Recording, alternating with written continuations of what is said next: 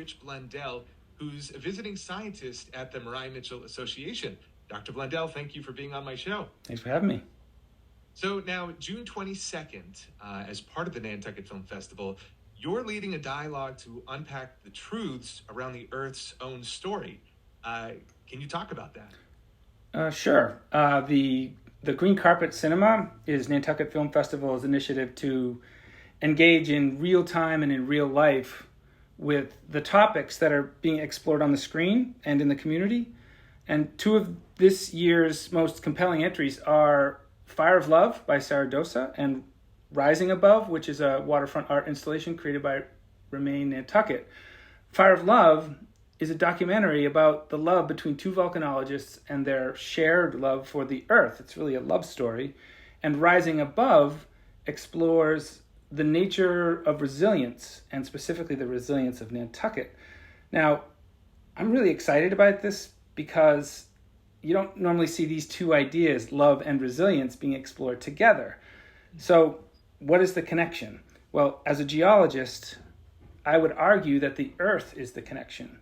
So I'm participating in this event to help us really understand how love and resilience are linked by the Earth itself. And since it's a film festival where the craft that's on display is storytelling, my idea is to present a rather radical proposal that we can see the development of our superb storytelling in stone tools. So I'll do this by referencing the fossil record and archaeology, but what's really cool is that we can actually see and sometimes feel the cognitive capacity for storytelling coming into existence in early humans and then evolving through the refinement of stone tools into art. So we can see the natural history of the art of storytelling. So I'll be telling this story of story through the eyes, experiences, artifacts, and then the art of early hominids and modern humans. But here's the real epiphany. When we trace the natural history of storytelling like this, we discover that story is an endowment provided to us literally by the Earth. We are consummate storytellers because the Earth has taught us to be. And then our stories become the Earth's stories. And so the question then becomes, well, why? Why has the Earth cultivated the capacity for storytelling in us? Well, that's another question that I hope to answer in conversation with Mark Skiversky and the other panelists. So that's what it's about. On June 22nd, more information about that at nantucketfilmfestival.org. But I wanted to ask you, why are we having this dialogue right now? Well, when you study the natural history of the Earth, you come face to face with the major changes that have happened over geologic time. You encounter the period when the Earth was devoid of life, and then you see this explosion of life.